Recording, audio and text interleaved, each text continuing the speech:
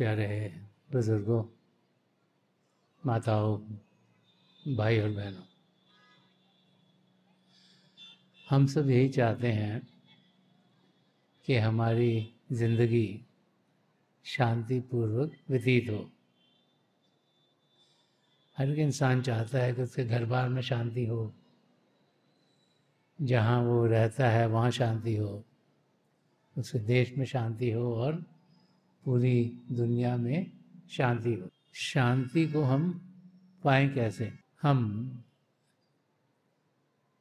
जब अपने और ध्यान से देखते हैं तो हम लोग ज़्यादातर यही समझते हैं कि हम एक ऐसी दुनिया में जी रहे हैं जहाँ सब अलग अलग है। भारी रूप से जब किसी और को देखते हैं तो उनकी शक्ल हमसे अलग दिखती है। लोग एक देश में रहते हुए भी अलग अलग भाषाएं बोलते हैं, खाने पीने के तरीके भी अलग अलग, कपड़े भी अलग अलग लोग पहनते हैं। और जब हम अपना ध्यान सिर्फ इस ओर देते रहते हैं तो हर एक चीज़ हमें अलग अलग दिखाई देती है। और जब सब कुछ अलग अलग दिखेगा तो फिर कुछ ना कुछ कॉन्फ्लिक्ट ज़रूर हमारी ज़िंदगी में होनी शुरू हो जाती है।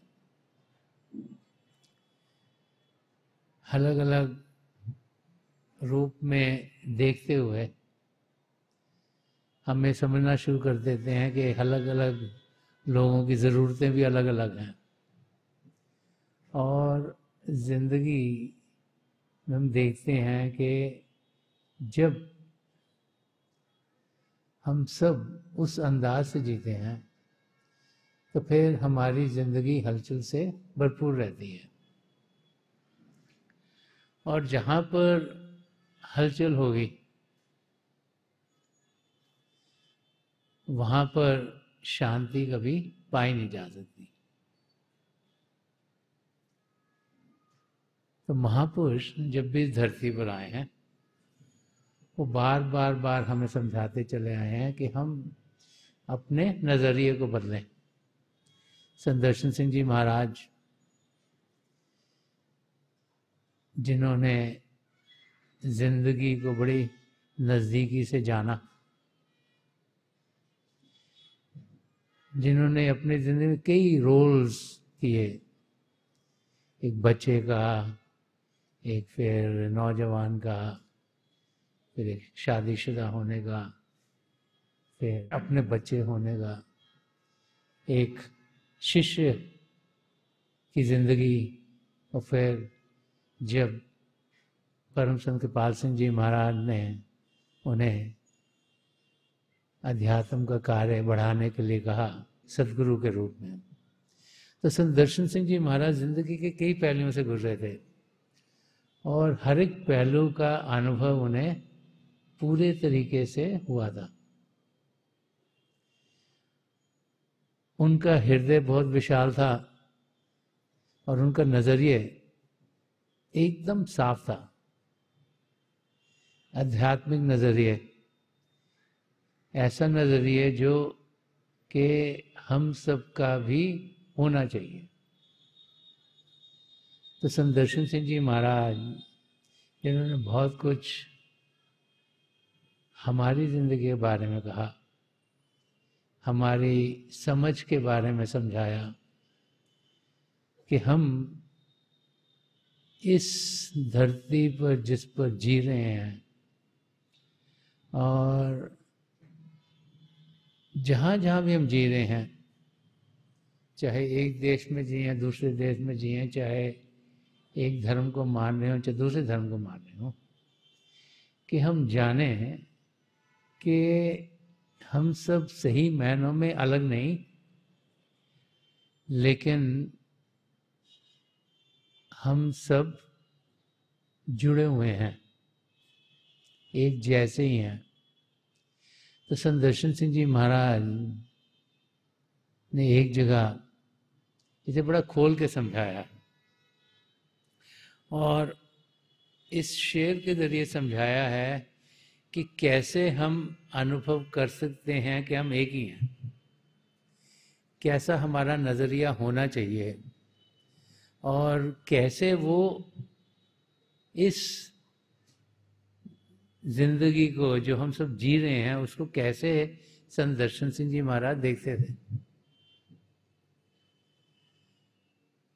तो इस शेर में संत दर्शन सिंह जी महाराज फरमा रहे हैं कि गोशे गोशे से नुमाया हो गए अनवारे दोस्त।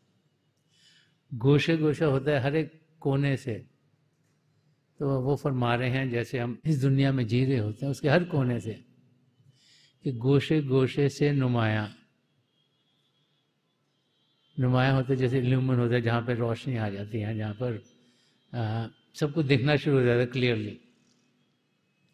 तो गोशे गोशे से नुमाया हो गए अनवारे दोस्त।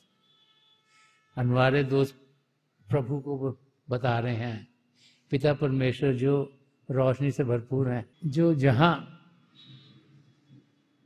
भी उनका अनुभव कोई भी करता है उसकी जिंदगी से अंधेरा दूर हो जाता है। ये मन माया का खेल है जो कि हम असलियत को देख नहीं पाते। हम अंधेरे को रोशनी समझते हैं और रोशनी को अंधेरा।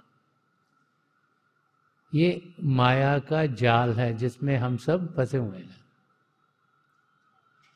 लेकिन महापुरुषों का नजरिया कुछ और ही होता है।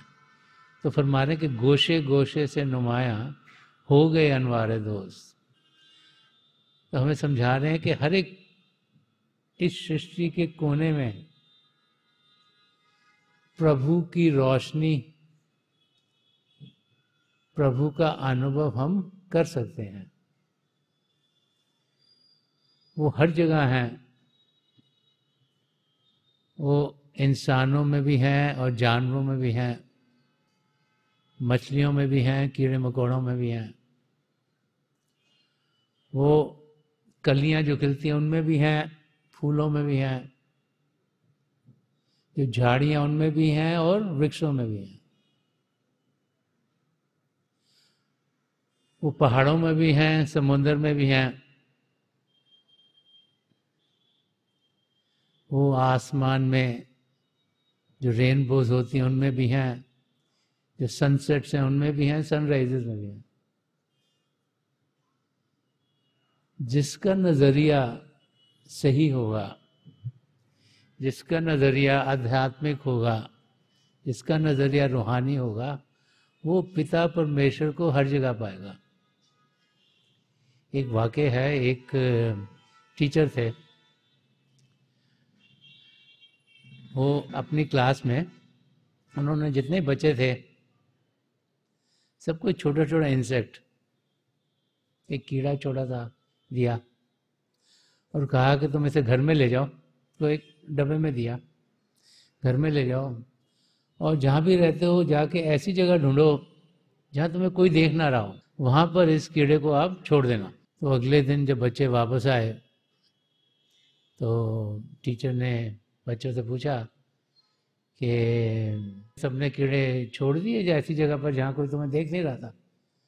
तो तकरीबन क्लास में सबने हाथ खड़ा कर दिया, हाँ जी हमने भी छोड़ दिया। तो एक बच्चा था उसने हाथ खड़ा नहीं किया। तो टीचर ने उससे पूछा कि तुमने कीड़े को कहीं छोड़ा नहीं? क्या नहीं, वो डब्बे में कीड़े को वापस ले आया था। तो उससे पूछा कि तुमने छोड़ा क्यों नहीं? क्या तुम्हारे घर में बहुत सारे लोग रहते हैं तो कोई ऐसी जगह नहीं ढूंढ सका जहाँ कि तुम कीड़े को छोड़ सके? तो बच्चे ने कहा कि मैंने बड़ी कोशिश की,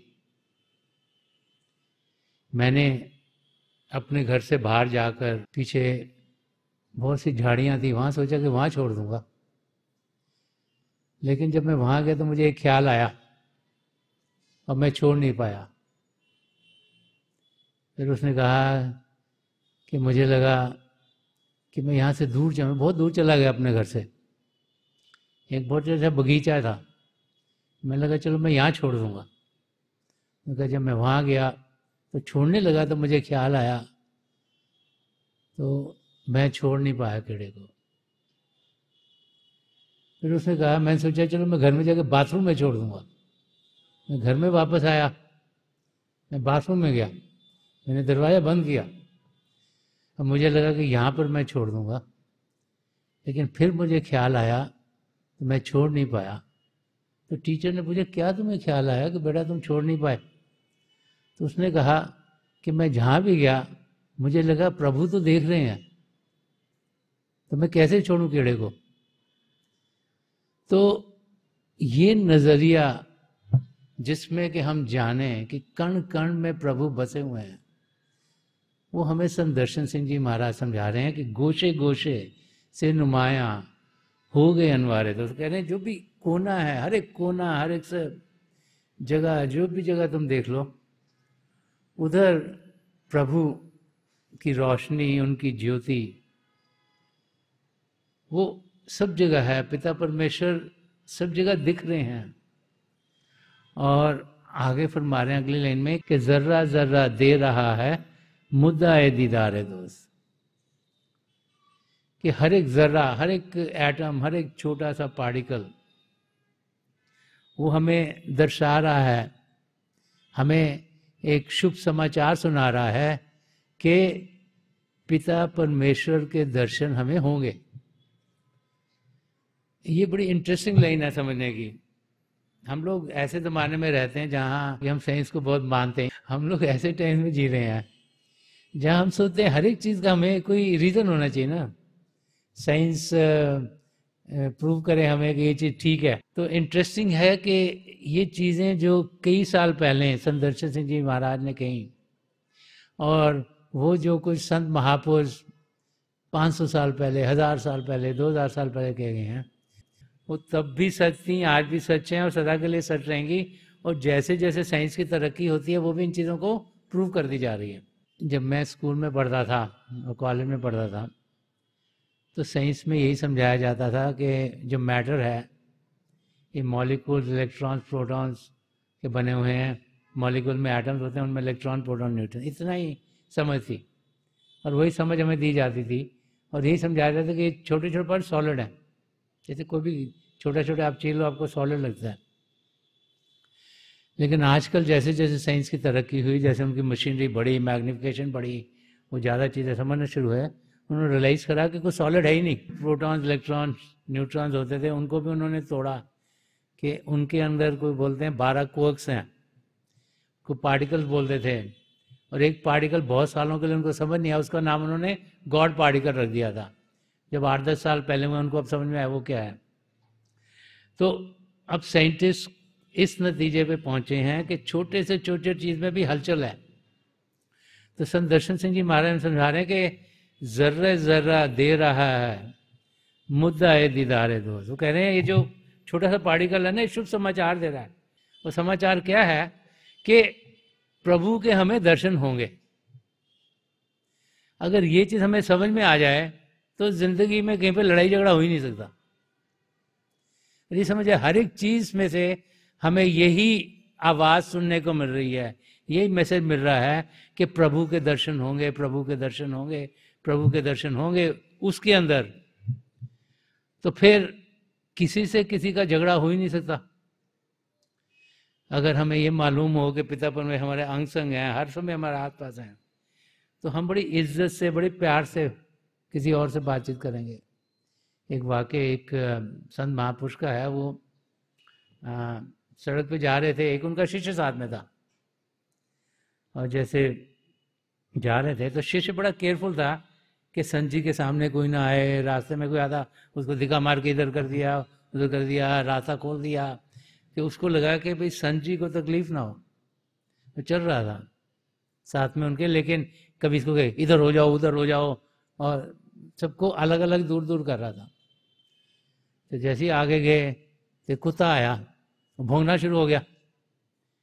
तो शिष्य को लगा मेरे संत जी के सामने कुत्ता भौंक रहा है, वो तो कुत्ते के पीछे पड़ गया, तो मारना शुरू कर दिया।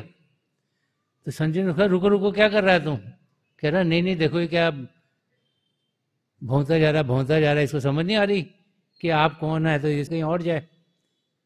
तो संत जी हंसना शुरू हो गए। तो कहा कि रुक रुक रुक रुक रुक, तो रुका, तो उसको है कुत्ता तेरे से बेहतर है। वो तो घबरा गया।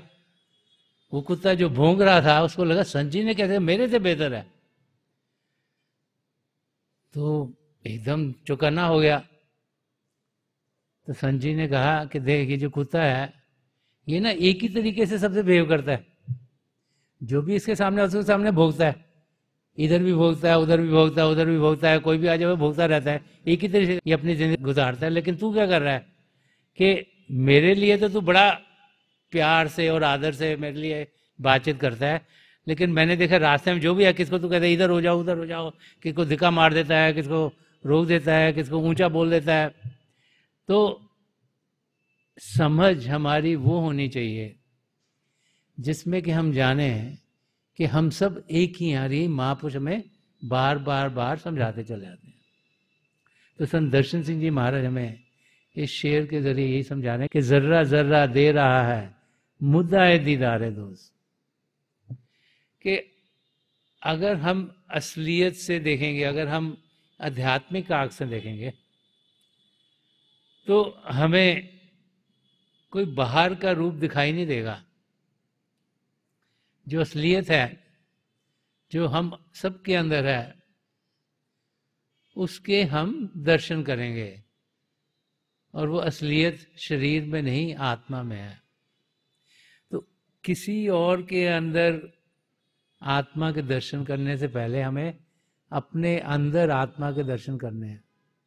अगर हमने अपने आप को उस रूप में नहीं देखा और अपने आप को सिर्फ बाहरी रूप में ही देखते रहे, तो हम असलियत कभी भी किसी और में जान नहीं पाएंगे। तो महापुरुष में बार बार समझाते हैं हर एक चीज में प्रभु बस रहे हैं, और हमें उनकी नजदीकी चाहिए। हम सिर्फ बाहरी रूप तक ही ना रहें, उसकी गहराई तक जाएं। साइंस भी बता रही है कि हर एक चीज में हलचल है, वाइब्रेशन है। और जब हम धर्म ग्रंथों को पढ़ते हैं, महापुरुषों के वचन सुनने को मिलते हैं हमें, तो बार बार बार हमें समझाया जाता है। जैसे कबीर साहब ने फरमाया कि अव्वल अल्लाह नूर उपाया कुदरत के सब बंदे, एक नूर से सब जग उपजा कौन भले कौन मंदे। तो वो जो नूर है उसको ज्योति और श्रुति कहें, उसको नाम कहें, उसको शब्द कहें, जो प्रभु से उत्पन्न हुआ, जिसके जरिए सारी सृष्टि रची है, वो कण कण में समाया हुआ है, हमारे भीतर भी है। अगर उसका अनुभव हम अपने अंदर करेंगे तो फिर हम उस शब्द के साथ जुड़ते हुए पिता परमेश्वर की नजदीकी को जरूर पाएंगे। और अगर हम सिर्फ बाहरी रूप तक ही रह गए तो सब कुछ होते हुए, सब कुछ पाते हुए, क्योंकि इस शरीर में, इस मानव चोले में प्रभु ने वो सब पदार्थ दिए जो हमें चाहिए अपने आप को सही रूप में जानने के लिए और पिता परमेश्वर को पाने के लिए। वो सब कुछ होते हुए भी हम कुछ भी पाए बगैर यहाँ से चल बसेंगे। तो महापुरुष समझाते हैं कि ये जो सुनहरा मौका में मिला है, इसका हम पूरा पूरा फायदा उठाएं। हम प्रभु की ज्योति और श्रुति का अनुभव करें, हम जाने कि ये हम सब कर सकते हैं। और जब हम संत दर्शन सिंह जी महाराज की जिंदगी देखते हैं और जो जो वो लिख गए हैं, हम सब के लिए छोड़ गए हैं, ताकि हम अध्यात्म के रास्ते की जानकारी पूरी तरीके से पा सकें, तो उनके अलग अलग वर्सेस, अलग अलग पहलू रूहानियत के हमारे लिए खोलते हैं। हर एक जर्रे में पिता परमेश्वर को जानना एक मदहोशी के आलम में पहुंचना है, जिसको हम होश समझते हैं। जब हम सोचते हैं कि इस इंसान का इंटेलेक्ट बड़ा है, इसकी होश बड़ी है, वो सब उसको दुनिया की जानकारी है। तो जिसको इस दुनिया की जानकारी, उसको समझते हैं इसको बड़ा होश है, इसको इस चीज़ का भी पता है, उस चीज़ का भी पता है, ये भी जानता है, वो भी जानता है। तो सोचता है कि ये होश में रहता है। लेकिन सही मायने में होश में कौन है? जो प्रभु के शब्द के साथ जुड़ गया, जिसने असलियत की जानकारी पाई, तो वो कहाँ से मिलेगी?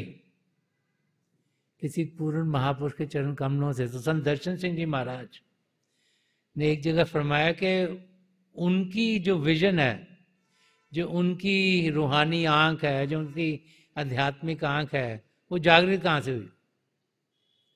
कैसे वो इस नतीजे पे पहुंचे कि जब कण कण में उन्हें प्रभु के रूप दिख रहे हैं, पिता परमेश्वर के दर्शन हो रहे हैं, तो एक जगह फरमाया कि मिली वो मैं कि मैं सरसार हो गया साकी।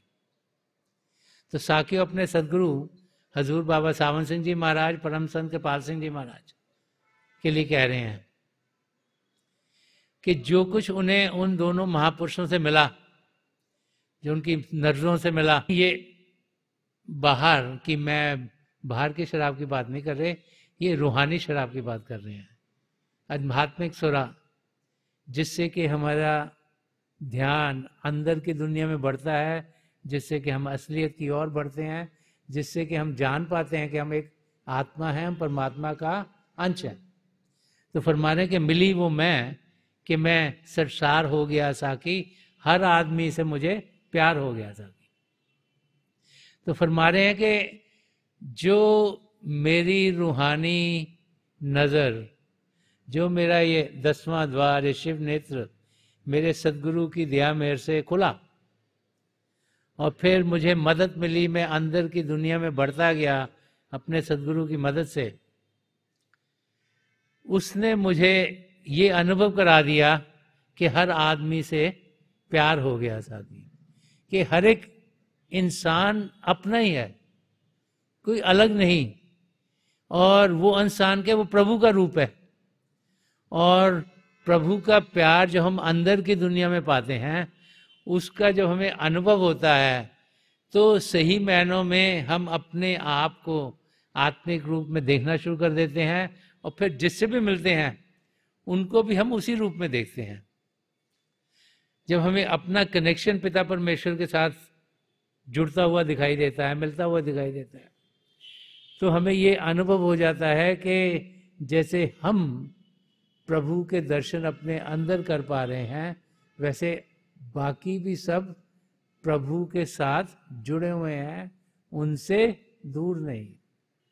और तभी हर एक से हमें लगाव होता है, हर एक से हमें प्यार होना शुरू कर देता है।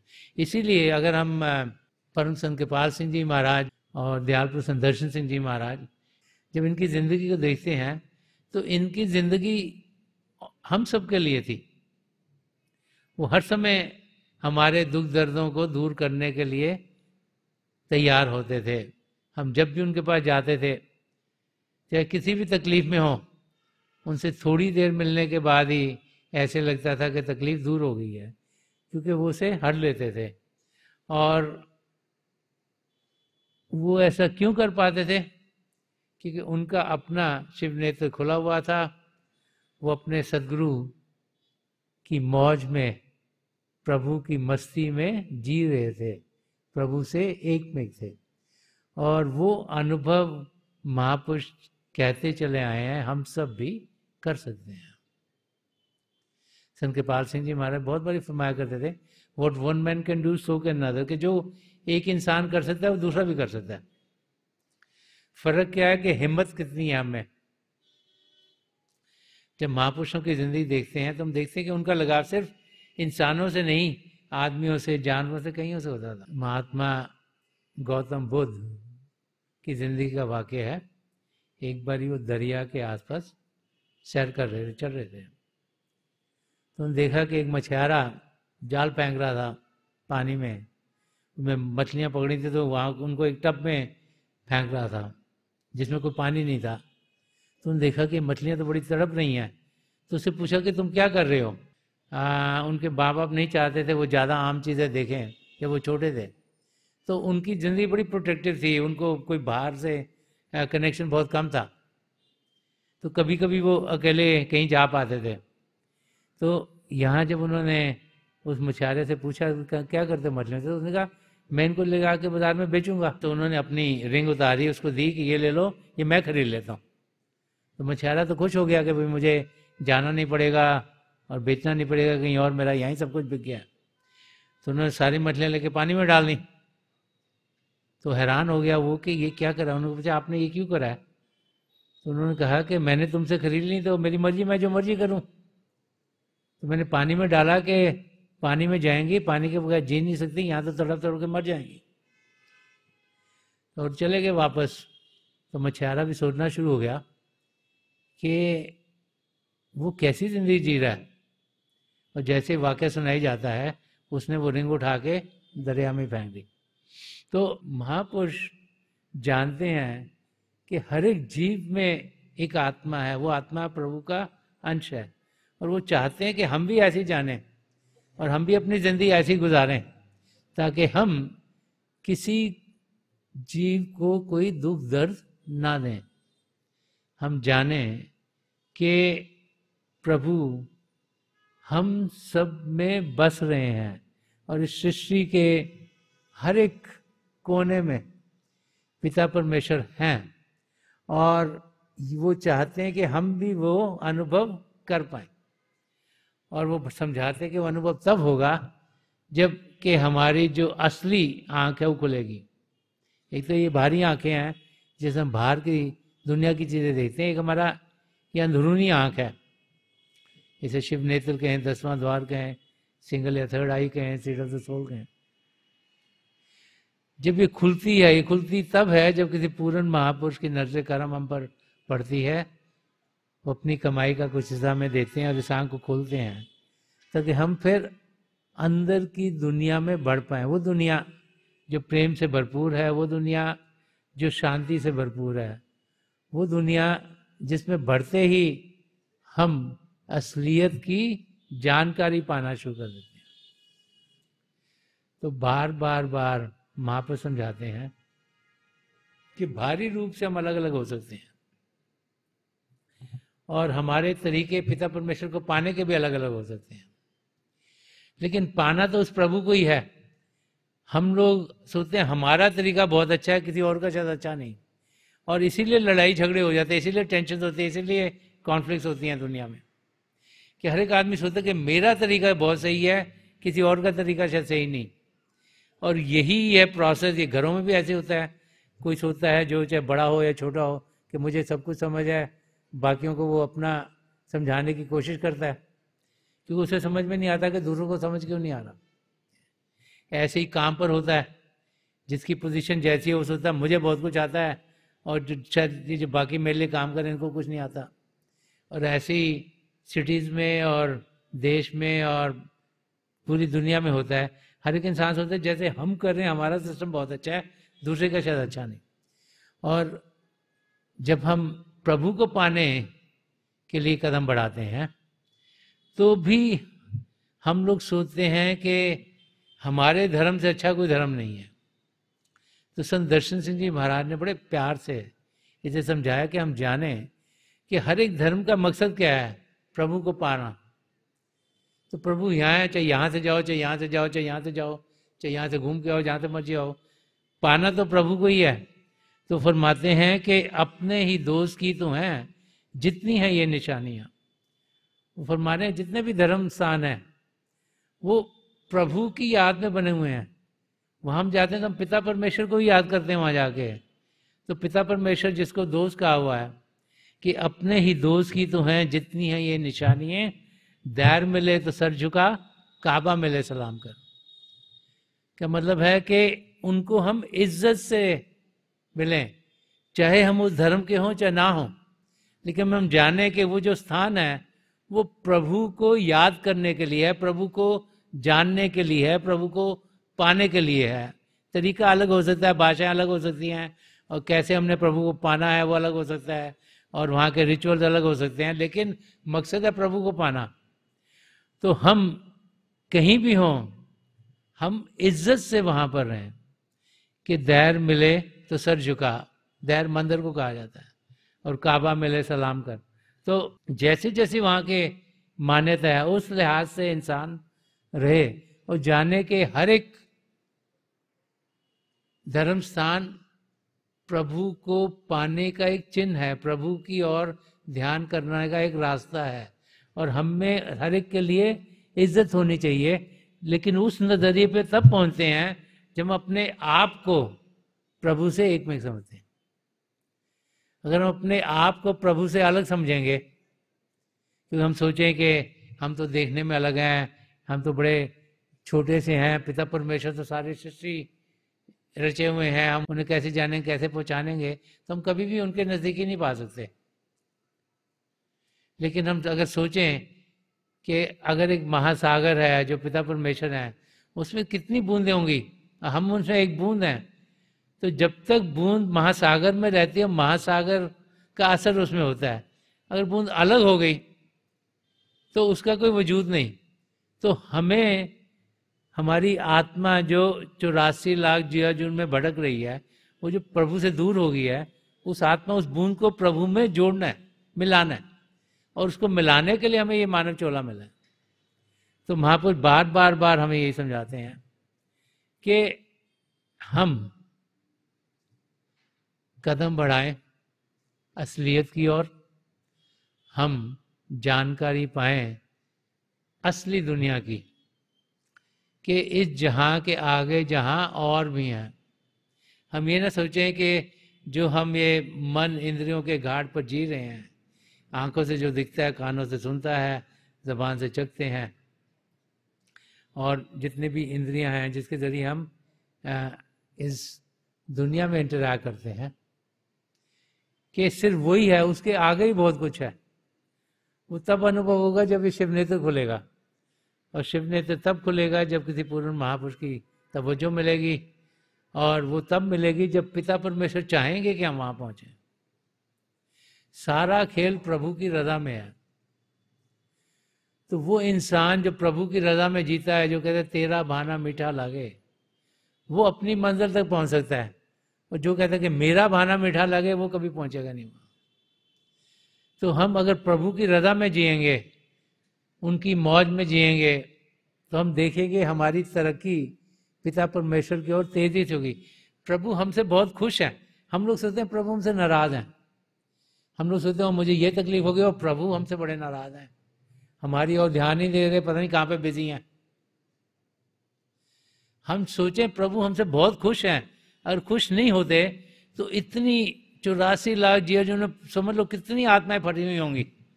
तो प्रभु ने हमें चुना है ना उनमें से, तो कुछ खुश होंगे तभी चुना है, और हमसे नाराज होते क्यों चुनते। तो हमें सोचना चाहिए कि जो भी ऊंच नीच आया जिंदगी में, वो कर्मों करके है, इसलिए नहीं कि पिता परमेश्वर नाराज हो गए। एक दो चीजें जो बड़ी समझने की हैं, कई बार इंसान ये भी सोचता है मेरे सदगुरु मुझसे नाराज हो गए। हमारे सदगुरु कभी भी किसी से नाराज नहीं होते, वो उनका काम ही नहीं है नाराज होने का। वो चाहते हैं कि अपनी मंजिल की ओर बढ़ें, वो चाहते हैं कि हमारा रास्ता सही हो, वो चाहते हैं हम जल्दी से जल्दी अपनी मंजिल तक पहुंचे।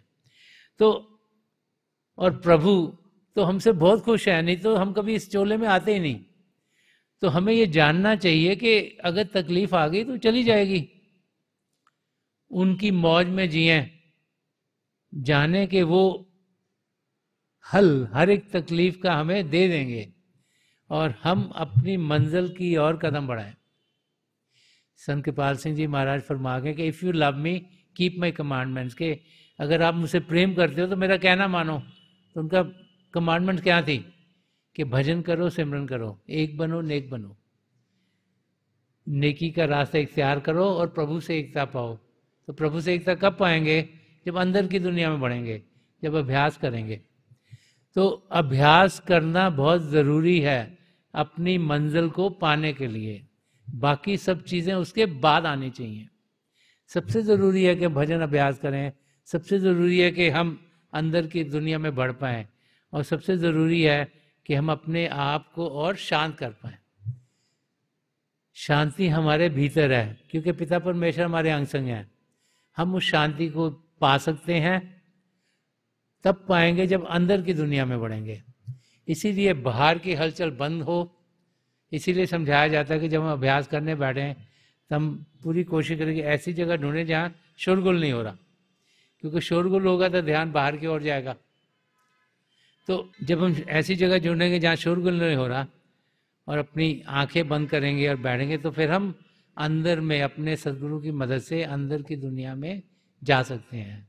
जो हमें रोशनियाँ दिखती हैं उनके आगे बढ़कर हम अंदर की दुनिया में कदम उठा सकते हैं। तो थोड़ी देर के लिए हम अभ्यास के लिए बैठ जाएं। आप जैसे ही बैठे आराम से बैठिएगा। मेरी प्रभु के चरण कमलों में जो पिछली सेंचुरी के महापुरुष में हैं हजूर बाबा सावन सिंह जी महाराज, परम संत कृपाल सिंह जी महाराज, दयाल प्रसन्न दर्शन सिंह जी महाराज की चरण कमलों में यही प्रार्थना है कि जो जो हम सबके लिए बेहतर हो ये महापुरुष हमें दें, हमें सबके साथ जोड़ें और हम सब प्रभु के सबके साथ जुड़ते हुए अंदर की दुनिया में उड़ान कर पाएँ। थोड़ी देर में मैं आपको बैटरी से उठाऊंगा और मेरी शुभकामनाएं आप सबके साथ हैं।